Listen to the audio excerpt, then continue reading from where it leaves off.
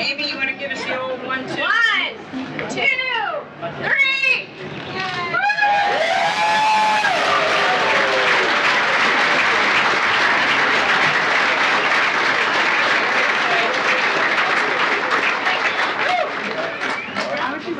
And we have an open reception inside for all. So come on in. This is an important milestone for Salisbury University. You know, it was about, I don't know, 5 or 6 years ago when Dean Martin Paraboom kept saying, you know, we need gallery space downtown. We gotta have an art gallery downtown. And sometimes it takes a few years for some things to happen. But it was about 2 years ago, today, almost to the day, that we began the presence of Salisbury University downtown. So this will build upon that. But before I make a couple of observations, I'd like to acknowledge a few folks. First of all, of course, we wouldn't be here today were it not for the vision and generosity of Tony Gilkerson and Palmer Gillis. So join me in giving them a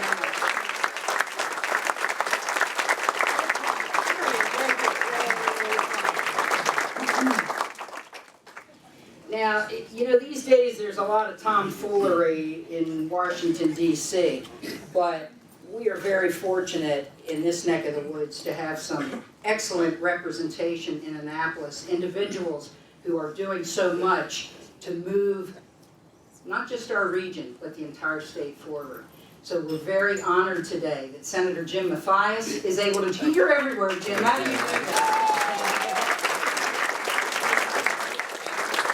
Also with us today, Delegate Carl Anderton. Where are you, Carl? Delegate Chris Adams is with us as well. Over here. And of course, Mayor Jim Ironton, who has been pushing for some of these projects, pushing these ideas during his tenure as mayor of our fine city. Thank you, Jim. Who is, by the way, a Salisbury University alumnus. And Salisbury City Council President and incoming Mayor, Jake Day. Jake? He's way over here trying not to look sleep deprived. You know he's a new father. City Councilman Jack Heath is here as the councilwoman. Laura Mitchell. Laura? Right here. City Councilman Tim Spees.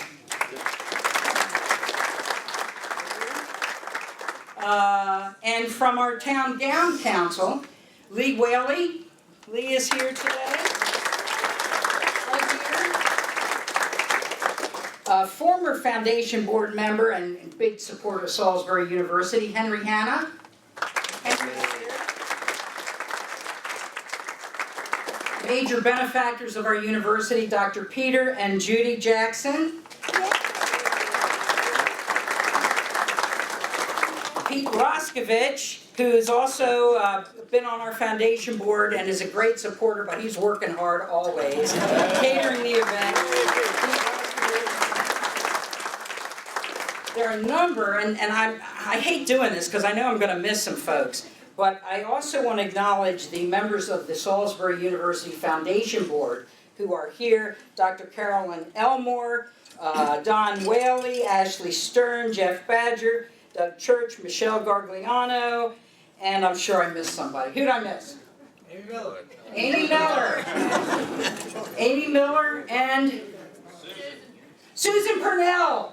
Now Susan's got a big event happening today. Come on down afterwards. Her flyer was so well timed. I said to my husband, now you know you're going to need your wallet downtown today.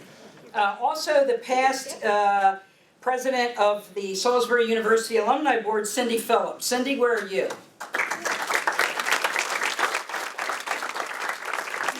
And as a sign of things to come, I'd like all Salisbury University faculty and staff to kind of raise your hands and woo!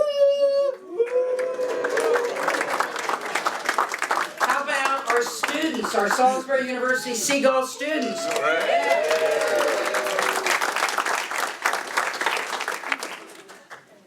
2 years ago, as I said, almost to the day, we cut the ribbon on our downtown art gallery, signifying this university's commitment to being part of the revitalization of downtown Salisbury. We can bring more activity, energy, and vitality to our area. The SU galleries have fulfilled that role quite well, having dynamic and versatile exhibits, multiple receptions, and serving as a magnet for downtown activity. Now today, we take a huge step forward. Again, thanks to the efforts and generosity of Palmer and Tony Gilkerson. Palmer Gillis, many of you know, is a vocal and tireless visionary. Didn't know what I was going to say there, did you? You never surprise me. You always surprise me. I'm not going to tell you about the Jimmy Buffett garb. Okay, never mind. He's always been such a strong proponent and visionary for making Salisbury University's downtown area the thriving core of economic and community activity that it should be. For years now, Palmer has repeatedly tried to entice Salisbury University downtown in one form or another, but the details, red tape, state regulations, etc., have been very difficult to maneuver. But nobody can really argue with an out-and-out gift. In fact, yes, it's true. Palmer Gillis and Tony Gilkerson made us an offer we could not refuse in the donation of this beautiful facility, the gallery building on the plaza. And earlier today, I was up at a meeting in Baltimore of the University System Board of Regents. I can't tell you how many times Salisbury University's name came up. And when they talked about this gift, you could see the presidents, the other campuses were abuzz. How'd that happen? Shouldn't we be doing that? You know, we'd like to be, now I'm going to say this term, even though at times it's controversial, a college town. Now we're a city, and we've got a lot going on here, but wouldn't it be great if we could celebrate Salisbury as a university city and a city with a thriving university that serves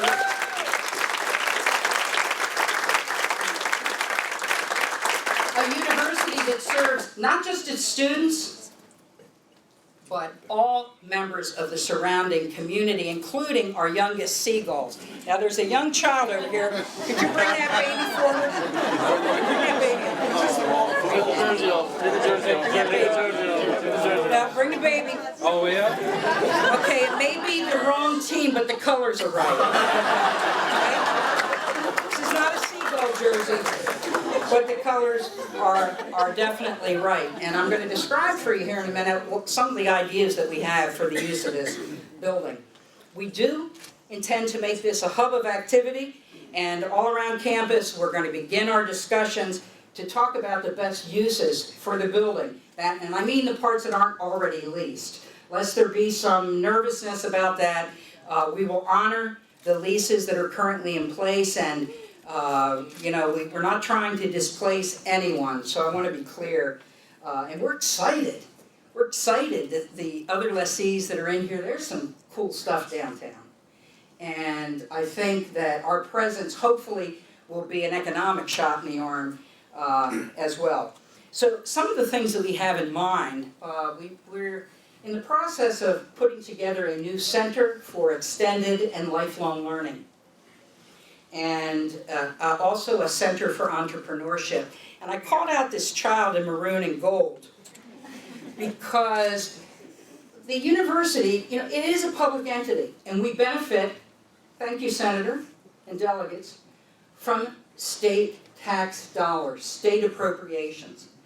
So we don't want to be some isolated ivory tower thing that's 2 miles from downtown. 1.3. 2.3? 1.3. It's just 1.3? As the crow flies. As the crow flies, but as the bicycle goes, maybe 2. College Park is 1.6. And I have to, somebody told me yesterday it was 2.1. Who was that? Never mind. They need to fly faster. But here's the thing, you know, think of some of the other things that have happened. Think about the bike routes and that Salisbury is becoming known for bicycle traffic. Think about the trolley. There are so many opportunities, and there will be more, to create this movement all around, not just from campus to downtown and downtown to campus, but around the larger community as well. So when I talk about lifelong learning, what we're beginning to envision is a collection of programs, many of which we already have, but they're not really visible. Whether it's camps, summer camps for children, or most of the activities will likely be non-credit bearing. We're working with the Institute for Retired Persons and the Association for Lifelong Learning. Those individuals know that we want to offer more for people of all ages, so that when people think of the Salisbury community, they go, wow, there's so much to do down there. It doesn't matter your age. And the Center for Entrepreneurship, we hope that working with a new donor, we will be able to establish this new Center for Entrepreneurship. This individual is very interested in that project, and it'll build upon the small business development effort. So students, when you graduate, we want you to stay in Salisbury. If you want to move to Fruitland or a little bit north or south, that's fine. But here's the thing, the Center for Entrepreneurship will help people who are interested in starting a business work up a business plan. John Wesley Wright perhaps will have music lessons. And certainly performances. Oh, yes. And, you know, I look around, we have Dr. Kathleen Shannon from our mathematics department. You know, there may be some of our senior math students who could help tutor some school-age children after school. In other words, I won't go on and on. There are many possibilities here, and we're listening too. We're open if you have ideas as to some of the things we might do. What I can say is that we will work to fill the building with students, staff, and faculty who will add to the downtown foot traffic and economy, and hopefully provide the synergy so that new downtown developments continue. Again, a hearty thank you, Palmer, and I'm going to give you and Tony, if you'd like, to come to the podium, the opportunity to say a few words. Obviously, these two individuals have been so instrumental in the collaboration that is propelling the entire city of Salisbury forward, and Salisbury University is a committed partner in that success. Again, I'm grateful for the leadership of Mayor Jim Ireton, City Council President and next Mayor Jake Day, all of our legislators, the Chamber of Commerce, and other men and women who make this community great. We are truly, I believe, seeing the birth of a new era in our city and region. I hope this and other developments really help prompt investment in our thriving and soon to be even more thriving downtown area. So thanks to everybody for being here today. I hope this is just the first of many events. Please enjoy the refreshments and everything that Third Friday has to offer. And again, speaking of Third Friday, I just want to give a shout out to the SU Downtown Galleries, which tonight hosts a book signing and reception by authors Ren and Helen Davis in conjunction with the Great American Landscapes exhibit. So that will take place between 5, they're already there, and 7 o'clock tonight. And so at this point, I'm going to turn the podium to Palmer Gillis. Again, thank you all for being here today.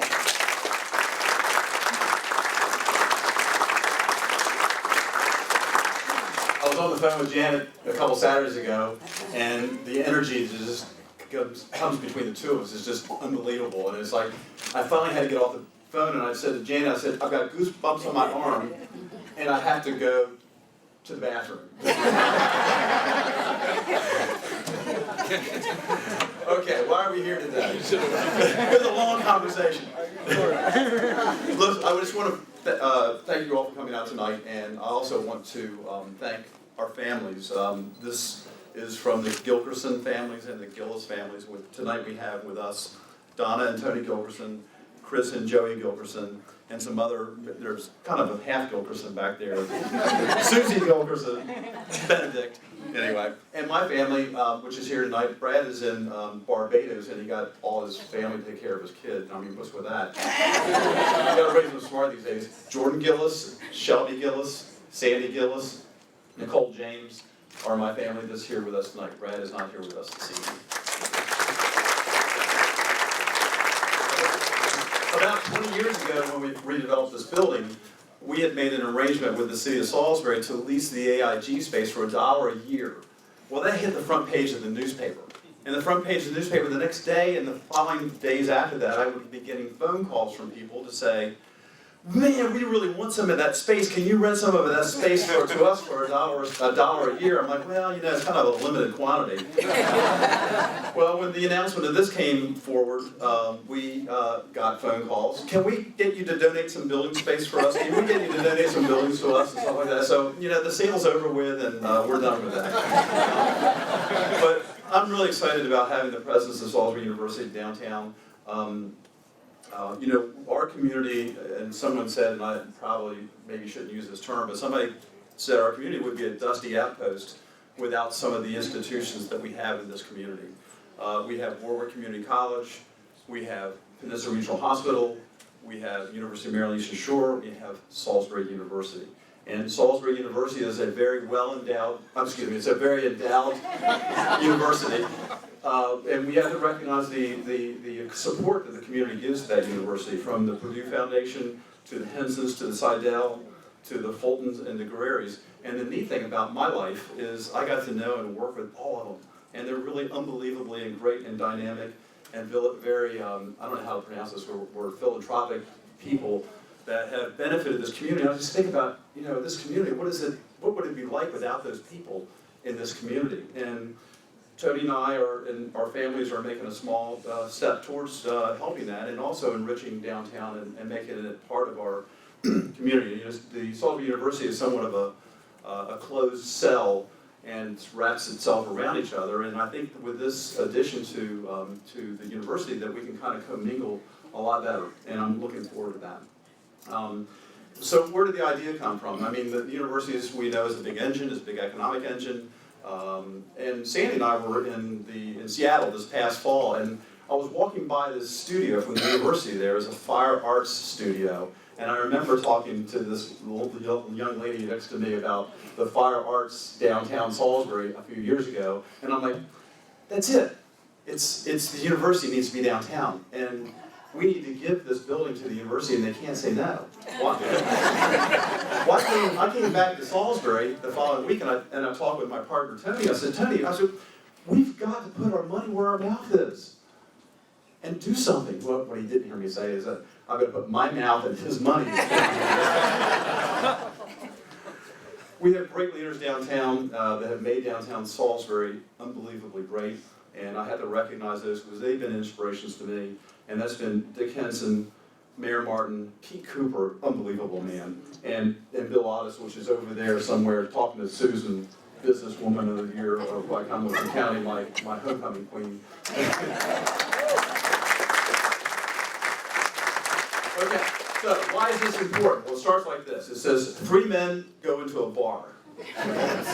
Are you with me on that? Okay. My son used that line in a funeral, and I'm like, oh, well, where's he going to go with that? Somewhere. But honestly, this used to be, I found this out just a few months ago, it's about heritage, because this building right where we are in here used to be, before the 1860 fire, used to be called, it was a tavern called the Staten Tavern, owned by George Staten. And it remained a hotel and bar in this facility. And when we were renovating this, there's lots of different old foundations underneath of this building that, if you want to crawl underneath of it later on, we can do that, but I won't be with you. But it is about heritage, and if you think about the longevity of a downtown community, it's about a lot of things. It's history and architecture, it's history and preservation, it's legacy. We have outlived the downtown has outlived a lot of facilities down in Salisbury. When you think about Salisbury and you think about the old mall, to people my age remember the old mall, we outlived the old mall. That was the entity that demised downtown when they sucked all the retail out of downtown. Well, you know, the neat thing about downtown is downtown, and I've watched this firsthand, is downtown has evolved over the last, I'm telling my age, 35 years, and it's changed. And then, you know, what the neat thing about it is we get to repurpose and we get to get a sense of community downtown. And I never thought I'd be down here for 32 years. Tony and I bought a piece of property on the north end of town. That's where we're going. We're out of here. We love it down here. It's great. It's a small community. This building itself is a community, and the downtown itself is a community. We did a project. It's like a cake mix. I mean, I don't know what ingredient makes the enthusiasm for downtown happen, but you don't know if it's the sugar, the flour, or some of the other things that go in there, like vanilla or whatever. I don't know what it is. Cake mix. Betty Crocker. But you know, I went to a town. We did our first project in Southern Maryland. Went down to Waldorf to do a project, and you know, for me as a person growing up in this town, I went to look for downtown Waldorf. Well, does anybody know where? I mean, everybody knows where Waldorf is. Well, what I didn't know, and I couldn't figure this out, there was no downtown Waldorf. Waldorf is a strip on Route 301. That's it. So there's no heart, and all these ingredients, all these things came forward to make me recognize over the years that, you know, the heart of a community is its downtown. And this was really, really reinforced to me when I was on the Salisbury Economic Development Commission, and we were looking for a new director. And we had 120 applications. We had 80. We narrowed it down to 80. We narrowed it down to 40. We narrowed it down to 20. And we narrowed it down to 1 or 2. And thank you, God, we picked David Ryan. But anyway, everything on their resumes was so consistent. There were 3 things to make a community survive. It was industry, manufacturing, because you know the economic multiplier for manufacturing is 3 to 1. It was the arts. Well, where are we right now? We're in the arts community. We're in the arts district. And it was, what does a community do for the heart of its community? The buildings that we live and breathe in our community. Those are the 3 pieces that the common thread in all of those resumes spoke. It spoke loudly and it spoke clearly. So that kind of tells us the importance of what a community does for itself. But there's a byproduct of that. When Peggy is looking for new docs and new families and new people to come to the hospital as docs or staff, they really do look at what a community does for itself. They look at downtown. We have a light down there on the Mill Street that I've been looking at for daggone 35 years. It was ugly. Well, in the next 12 months, you'll see that building transform. So when you come into Salisbury on the 3rd highest traffic count in this community, Mill Street, Route 50, Route 13, Mill Street, that's the 3rd highest traffic count. You will have a different perspective. So when Janet and the university is trying to recruit students and their families and professors, deans, and all the other folks that go into make a university the economic engine that it is, and when PRMC is recruiting people, they will get a whole different perspective like that. Now we look at downtown as a slideshow, and everyone in here is guilty of that. We look at it a piece at a time. You don't look at a movie a piece at a time, you look at it in total, you look at it in volume, you look at it fast. And if you look at this downtown and what's happened to ourselves in the last 30 years, it actually has been pretty successful. We have outlived a lot of buildings, and the old mall is down in gravel pits right now. It's down. We beat them. Downtown had a retail footprint. We've outlived some of the industries that are here, and this will be an improvement. This is a great blend for the university with the community. It's a new day for downtown Salisbury, not Jake Day. Where's Jake Day? New day. It's a new day for downtown, and we need to look at things as not what they are, but what they can be. And instead of being naysayers and negative outlooks on things, we need to look at buildings and structures and functions and things in a way in which they can be. I have to look at my son as Jordan as what he can be. Love you, Jordan. It's a new day for downtown. This building's had many purposes, and it's kind of fun to find out what it's been for over the last 200 years for this geographic area. My mom and dad would always say to me that when you enter a room, before you leave it, make it a better place than when you entered that room. And I hope that someday that people can say that when Palmer and Tony came to the downtown community, we've left it in a better way. Thank you very much.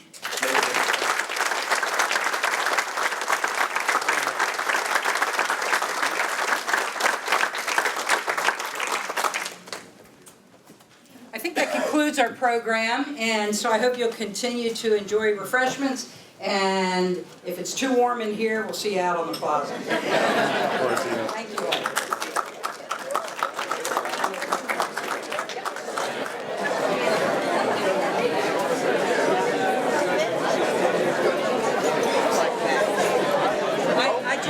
Good footage.